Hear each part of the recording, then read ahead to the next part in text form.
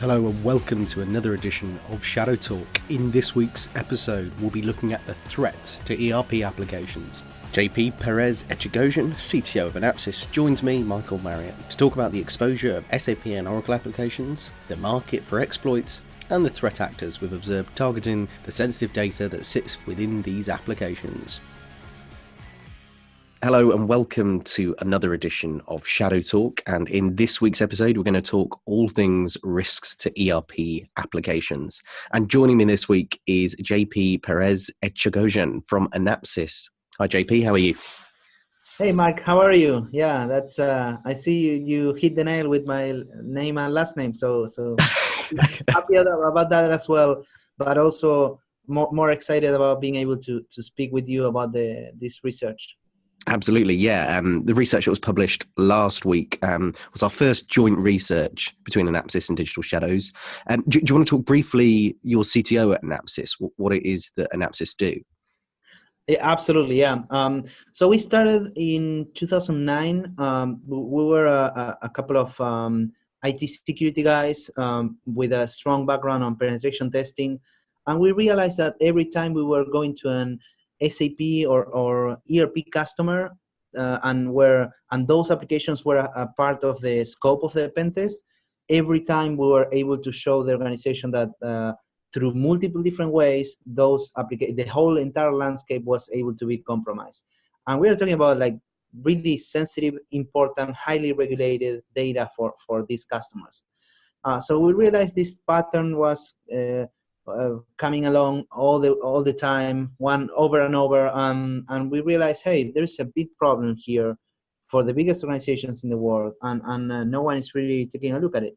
So that's why we decided to start Anapsys and really start tackling this problem, addressing the ERP cybersecurity or security for SAP and Oracle applications or the biggest organizations in the world. Yeah, and I think it might be worth, for our listeners, many of whom will be familiar with ERP applications, but part of kind of the centrality of why this research is so important is because of what ERP platforms are and the type of data that they hold. So is it worth refreshing our listeners to exactly what ERP applications are? Absolutely. In this case, ERP is an acronym of Enterprise Resource Planning. It's not entirely describing this set of applications, but it's we have found this to be the closest way to really group these type of applications. We are talking about business critical applications. Organizations, especially the biggest ones, but pretty much every organization in the world has different type of processes, right? You have payroll, HR, you need to maintain customers, vendors, procurement, you have productions, logistics, maintenance, a lot of different internal processes that are core for the company to be able to even operate, right? But these organizations are keeping, especially the biggest ones, are keeping the majority of their business processes within these so-called ERP applications or business critical applications. Yeah, and with stuff like payroll information and stuff like that, it's no surprise that cyber criminals are a little bit interested by what's held within ERP applications, and we'll come on to the threat actors and the campaigns that we've seen targeting ERP platforms in general a bit later on in the pod. But I just wanted to start off by talking about internet-facing ERP applications. Many organizations, I'm sure for good reason, will have them internet facing, but that comes with a bunch of risks because there are a lot of exploits and a lot more vulnerabilities for these platforms. So you did some analysis onto the internet facing and the amount that were exposed there. Yeah, just I want to begin with a disclaimer.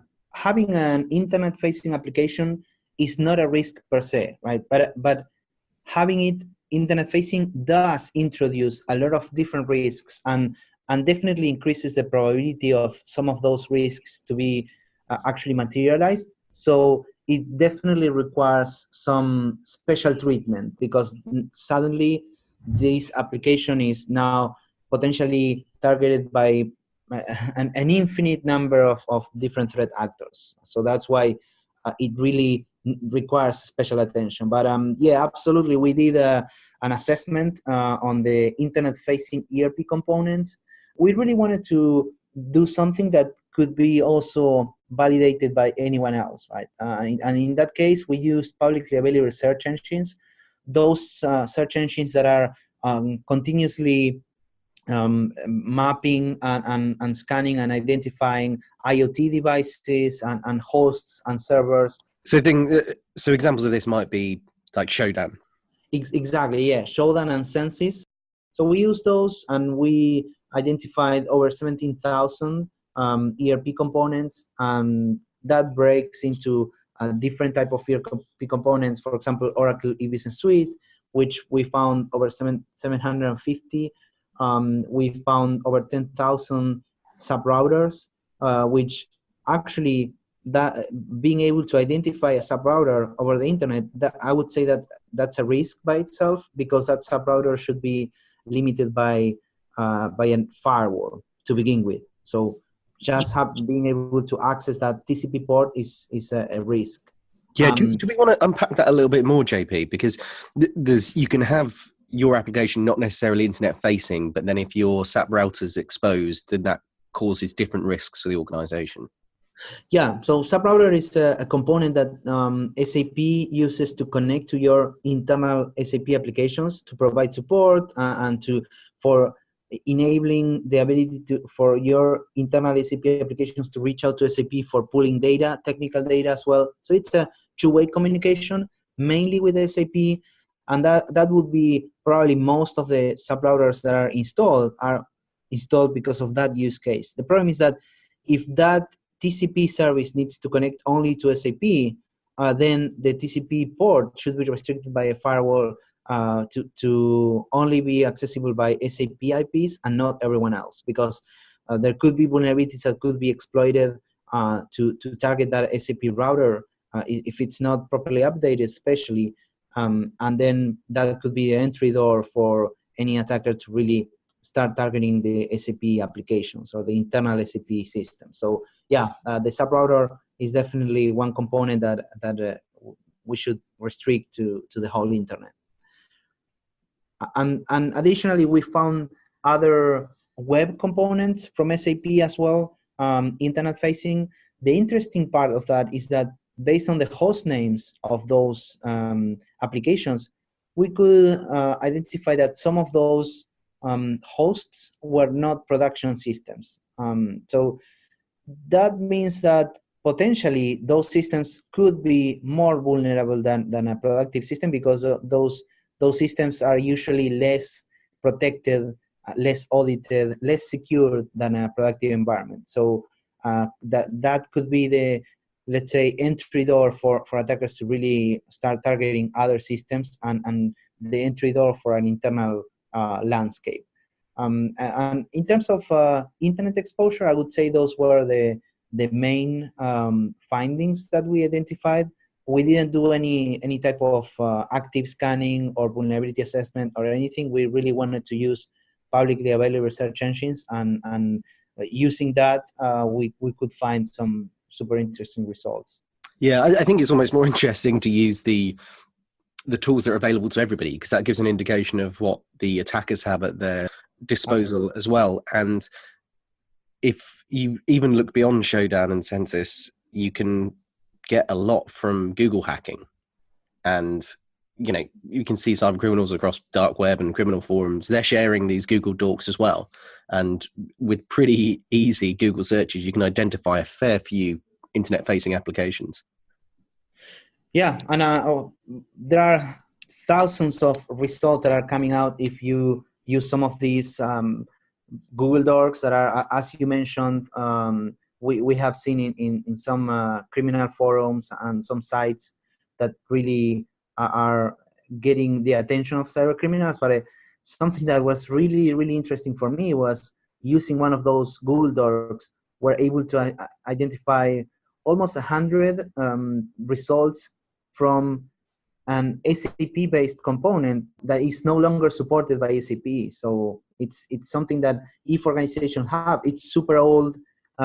Really, organizations should have migrated to a newer version or a newer component a long time ago, but even today we still see some of those results internet facing, right? So that's really interesting from and definitely speaks about the maturity of some of those customers, right? When you deploy an ERP application, and it's really about being able to operate and maintain those business processes, and sometimes the priority of really being able to operate those business processes is higher than the risk that some organizations perceive in terms of the disruption. So they prefer to keep operating and not really update those systems. So it's not, more often than not, we come across really old systems and with a lot of potential vulnerabilities in those systems because of the lack of maintenance and the lack of upgrades and application of patches. Yeah, and we've talked in previous pods about vulnerabilities and the difference between those and exploits. And this is a really good example of that. There are thousands of vulnerabilities, and then there are many of those have actually got exploits for them. And so when we're trying to look at the severity and the prioritization of those vulnerabilities, obviously those with exploits should take priority there. And we can look at those that are available online. Exploits are being sold and shared across like a range of criminal forums and marketplaces. And we just looked at one, which is 0 Day site, and we looked at the exploits that are available for SAP and Oracle applications, and noticed that those are also increasing over time as well. And there are two types of exploits. There's the remote code execution ones, and there's the denial of service vulnerabilities that they exploit as well. Yeah, and that's a good distinction, because sometimes, especially if you are coming from the penetration testing world, sometimes a remote command execution is more appealing than a denial of service or that type of exploits. Even for a threat actor, potentially is really looking to compromise and make their way into the organization rather than really achieving a denial of service. But that's really in the ERP space is, I would say, even potentially more important denial of service than other things, because organizations are really focused on the operations. So not being able to operate in some of these applications could mean a big financial impact for these organizations, because imagine a warehouse not being able to ship products, or let's say a customer-facing application not being able to perform any sales, or not being able to execute payments for providers or for customers or vendors, or that kind of operations are super important, and some organizations could lose millions if that's the case. So denial of service and service disruption is definitely a priority amongst ERP applications because of this criticality of the actual availability, right? Yeah, absolutely. I think that's an important point to make, as well as the sensitive data that's held, the denial of service and the threat that poses to organizations. So on that note, I think in part 2, we'll be discussing the actual threats that we've observed to ERP applications. Hello, welcome back to part 2. So without further ado, let's dig in to the threat actors and campaigns that have been targeting these particular applications, because I think this is pretty much the crux of our report that we published. We have been identifying multiple different campaigns, especially your team, Michael, that has been working on this and really understanding what are the different threat actors and campaigns. There are many different threats to ERP applications that were actually materialized in these campaigns.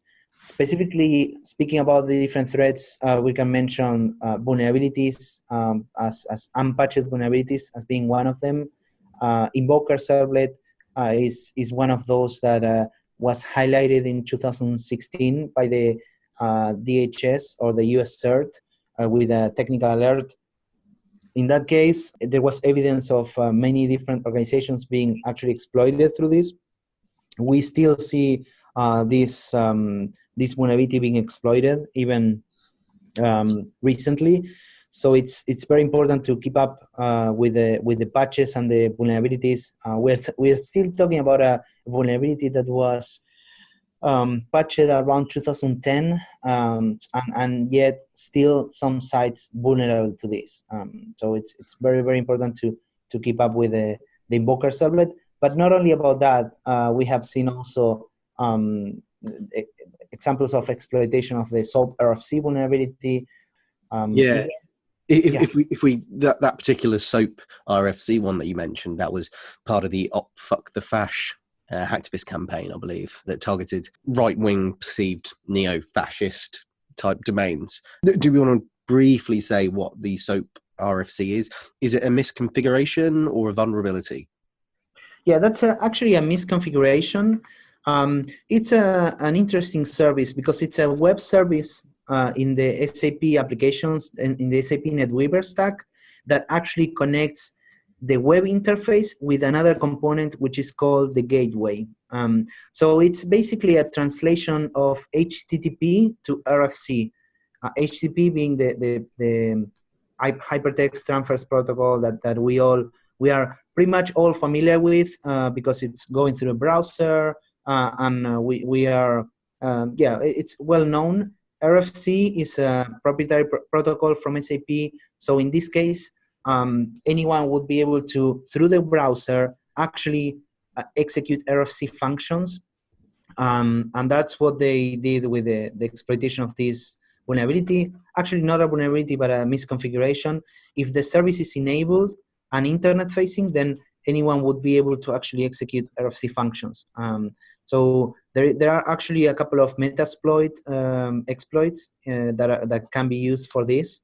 And that's why it's very important to know what we are exposing to the internet, but also how, because this is one of those several hundreds, even I would say probably close to 2,000 different web services that can be enabled or disabled in the SAP NetWeaver stack.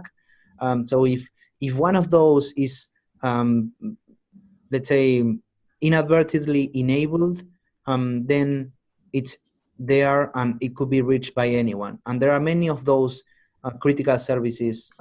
One is very prevalent in the SAP world. It's called the Web GUI. That's another bridge. It's basically bridging the SAP GUI client through the web browser. So you don't need a SAP GUI anymore. You can connect through a web browser to the SAP application with the same functionality. So that's web. We see that more often than not exposed to other networks like internet. So it's important to really know what we are exposing. SOAP RFC, SAP Info, SAP SAP Web GUI, and many other services that should be really taken care of when we are actually opening up that SAP web service. That's a great clarification. There are numerous other hacktivist campaigns that we've detailed in the report, which will be provided in the link to this podcast. Stuff like access to back-end SAP applications of large oil companies. You've got the targeting of SAP URLs, and with the threat of denial of service on hacktivist IRC channels. So do check out those. I think I'm almost more interested by the cyber criminal aspect, and there's a couple of interesting aspects here. The most interesting, I think, is the banking Trojans, which are targeting SAP logons. Typically, banking Trojans will target banking customers, and they will look to acquire the credentials of the online banking details. And the configuration files of these banking Trojans targets those specific URLs, so they know which credentials to harvest. And we've seen one of the most popular banking Trojans, Dridex. It's not just targeting banking applications and softwares, it's also targeting SAP logon. So I think that speaks to the financial information that's held within SAP applications as well. Yeah, absolutely. That's a great example of also the need for securing internal systems, right? Because we are talking about different examples of internet-facing SAP and Oracle applications, how the different cyber attackers are targeting different type of weaknesses on those applications. However, when we talk about cyber criminals now updating the well-known banking Trojan to capture SAP information, it's now also on the internal systems as well. So these internally facing SAP applications, that if that Trojan gets into one of the computers or the workstations or any endpoint within your network, then that Trojan could be capturing information to access the SAP application, or even coming from the SAP application. So that definitely speaks about the need for really have a holistic view around internal and externally facing applications, because it's coming from different ways. Yeah, no, I think that's absolutely right. But equally, it isn't just about the data that's within these applications. As you mentioned earlier on, there's stuff like denial of service. But additionally, we saw as part of cyber criminal campaigns was the actual use of the ERP servers as well to fulfill other cyber criminal goals. So whether that's cryptocurrency mining, people targeting the default username and passwords to gain access to servers that would help them mine Monero, and then also selling compromised RDPs, remote desktop protocols, which were running on SAP HANA. That, again, using default passwords. So I think one of the big takeaways from this is change your default passwords. And that's particularly relevant if you're running older versions of these ERP applications. The message I want to get across here is that if you've got internet-facing applications and you're using default passwords, or you haven't been patching as regularly as you should be, then attackers know about this and they're actively making use of this situation. So you should really be taking the threat as a real one. I agree 100%. It's basically managing those risks that are actually across your potentially some of your most critical applications in your organization. Yeah, and then we provided some mitigation advice within the paper. So things like prioritizing patches, changing default passwords. Are there any other couple that you wanted to bring out as the most important mitigation advice? Yeah, there are many different things that you can take as a action item for you to really secure those applications. I would say really managing the risks is the most important one, and understand the risks. Some of those risks potentially for some customers, some ERP customers, they will have to live with it, but that has to be something that they know and they accept.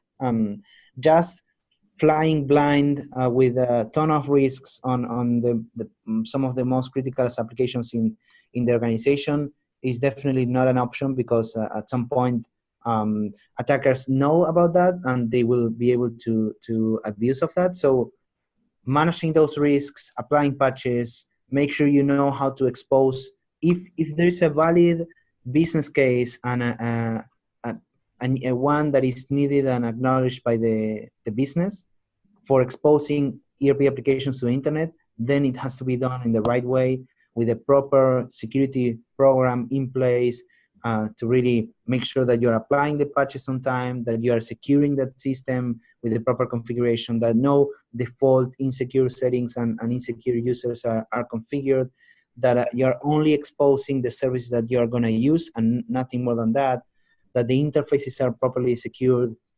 Yeah, so it's a matter of governing and managing those risks, and really have visibility into that. I think that will be the key aspect of that. Great stuff. And more of that mitigation advice is provided in the paper. You can follow the link in the description to read that report, alongside all more details on different types of activists, cybercriminal campaigns, and the types of exposure and the exploits for these applications that we've observed online too. So do check out that report. And with that, I think we're at a close. We're out of time. Thank you so much to JP. Thanks for joining me. Thank you, Michael. Thank you to all the audience. Happy to follow up with any questions and any other information. I'm really proud of this research. I think it was a great combination of different type of strengths, and really looking forward to continue working together and really providing value to organizations.